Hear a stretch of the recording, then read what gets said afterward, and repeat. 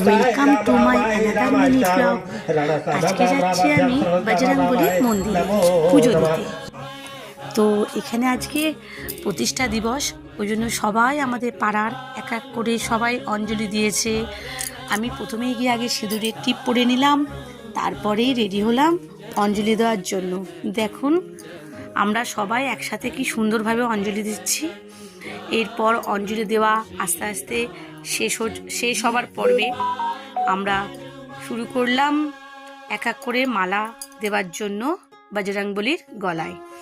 তো তারপর আমাদের পুরোহিত মশাই কী করলেন, সেই মালাগুলো এক এক করে নিলেন, নিয়ে বজরংবলীর এই যে দেখুন বজরংবলীর গলায় মালাগুলো পরিয়ে দিচ্ছে।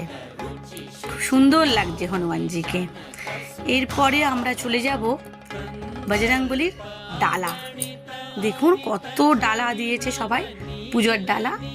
লাড্ডু আছে, কলা আছে, এই দুটোই তো ফেভারিট না হনুমানজির। তো কলা, লাড্ডু এবং অন্যান্য মিষ্টান্নও দিয়েছে, যে যেমন পেরেছে সে তেমনই দিয়েছে। সুন্দরভাবে এক এক করে ডালাগুলো সাজানো হয়েছে। নিচে সব ডালা রেখে দেওয়া সম্ভব হয়ে ওঠেনি, তো কিছু ডালা উপরেও রাখা হয়েছে। দেখুন এক এক করে পরপর সাজানো হয়েছে। আমাদের পাড়ার দাদা, দুধ কুমার দাদা, ইনি সব ডালার দায়িত্ব ছিল। সব কিছু ডালা সুন্দরভাবে রেখেছে দেখুন এক এক করে।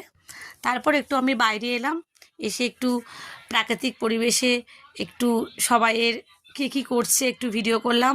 সুন্দর নির্মল আকাশ ওপরে, এইসব দেখে চলে গেলাম ভোগ খেতে।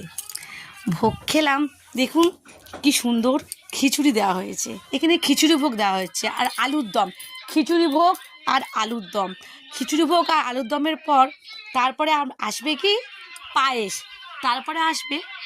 দেখে নিন আপনারা কি সুন্দরভাবে সবাই এক এক করে আমরা খিচুড়ি ভোগ খাচ্ছি। এই চলে এসছে পায়েস, দেখেছেন? আর লাড্ডু তো বজরংবলীর আসল প্রসাদ।